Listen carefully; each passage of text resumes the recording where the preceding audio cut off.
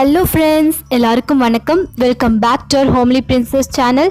இன்றைக்கி நம்ம சேனலில் ஒரு முக்கியமான பார்ட் பார்க்க போகிறோம். இதில் என்னென்னா, நிறைய குழந்தைங்க வந்து சரியாக சாப்பிட மாட்றாங்க.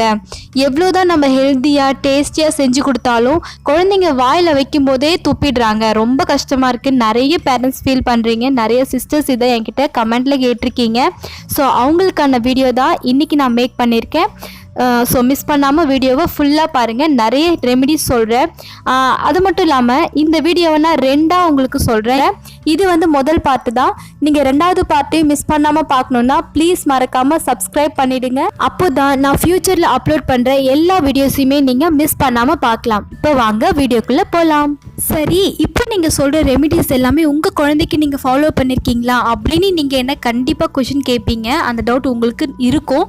ஸோ நான் அதையும் கிளியர் பண்ணிடுறேன். ஆக்சுவலாக நான் வந்து என்னுடைய பையனுக்கு என்னெல்லாம் ட்ரை பண்ணணும் அதையும் உங்ககிட்ட சொல்கிறேன். ப்ளஸ் என்னுடைய சிஸ்டர்ஸோட டாட்டர்ஸ், அப்புறம் கசினோட பையன், இப்படி நிறைய பேர் அவங்களாம் என்ன ஃபாலோ பண்ணாங்க, அவங்களுக்கெல்லாம் பெஸ்ட் ரிசல்ட் கிடைச்ச ஒரு விஷயத்தை தான் உங்ககிட்ட நான் ஷேர் பண்ணுறேன். ஸோ நான் மற்றவங்க கிட்ட இருந்தும் ஒரு நல்ல விஷயத்தை கலெக்ட் பண்ணி நான் ஃபாலோ பண்ண டிப்ஸையும் உங்கள் கூட ஷேர் பண்ண போகிறேன். ஓகேவா? ஸோ உங்களுக்கு பயமே தேவையில்லை. நான் எது பெஸ்ட்டாக இருக்குமோ அதை மட்டும்தான் நம்ம சேனலில் நான் கொடுப்பேன். அதுவும் இது குழந்தை சம்மந்தப்பட்ட விஷயம் இல்லைங்களா? ஸோ ரொம்ப கேர்ஃபுல்லாக நான் வந்து உங்களுக்கு வீடியோஸை நான் வந்து போஸ்ட் பண்ணுறேன்.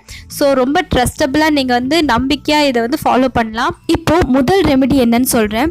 நிறைய குழந்தைங்களுக்கு வந்து டைஜஷன் ப்ராப்ளம், அதாவது வயிறு வந்து செரிமானம் ஆகாமல் மந்தமாக இருக்கும். அந்த மாதிரி டைமில் குழந்தைங்கள போய் சாப்பிடுன்னு சொன்னால் சாப்பிட மாட்டாங்க தான். நீங்கள் என்ன தான் நல்லா செஞ்சு வாயில் ஊட்டி விட்டாலும் அவங்க துப்பு தான் செய்வாங்க. ஏன்னா அவங்களுக்கு வந்து சாப்பிட்றதுக்கு அந்த டைமில் இஷ்டம் இல்லை. அவங்களுடைய வயிறு வந்து சரியில்லை அந்த டைமில். ஸோ நம்ம வந்து சாப்பாட்டை அந்த டைமில் ரொம்ப கொடுக்க வேண்டாம். நீங்கள் அப்போ என்ன பண்ணுறீங்கன்னா, ஜீரக தண்ணி கொடுங்க. ஜீரக தண்ணி எப்படி செய்யணுன்னா, ரொம்ப சிம்பிள். ஒரு கிளாஸ் தண்ணி எடுத்துக்கோங்க.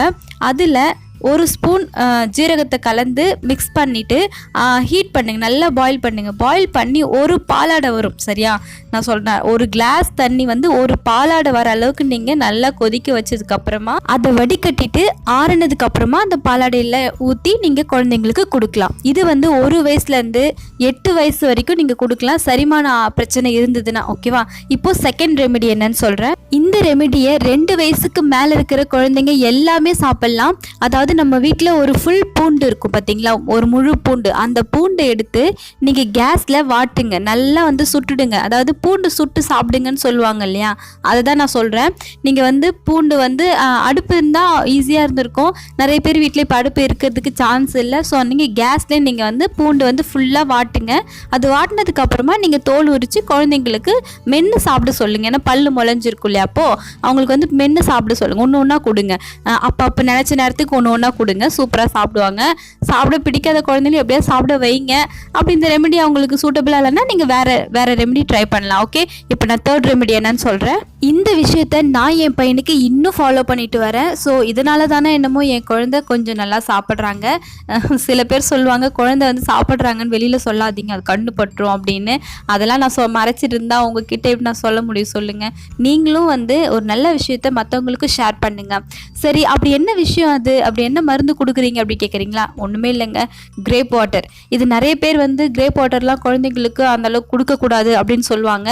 அப்படிலாம் கிடையாது. நீங்கள் கிரேப் வாட்டர் தாராளமாக கொடுக்கலாம். ஆனால் திட்டமாக லிமிட்டாக கொடுங்க. அதுவும் மருந்து தானே, ஸோ லிமிட்டாக கொடுங்க. இதை மற்றவங்க எப்படி கொடுப்பாங்கன்னு எனக்கு தெரியல. ஆனால் நான் என் குழந்தைக்கு எப்படி கொடுத்துட்டு வரேன்றதை உங்ககிட்ட சொல்கிறேன். காலையில் என் குழந்தைய குளிக்க வச்சதுக்கப்புறமா கிரேப் வாட்டரில் ஒரு மூடி எடுத்து அதே மூடியால் ஹாட் வாட்டர் மிக்ஸ் பண்ணி என் குழந்தைக்கு ஊட்டிடுவேன். இது வந்து சாப்பிட்றதுக்கு முன்னாடி தான் நம்ம கொடுக்கணும். அப்போ தான் நல்லா பசி எடுக்கும். நல்லா ஹெவியாக ஃபுட் ஏதாவது சாப்பிட்டா கூட சீக்கிரம் செரிச்சிரும். மீதியை செகண்ட் பார்ட்டில் சொல்கிறேன் ஃப்ரெண்ட்ஸ். பாய்.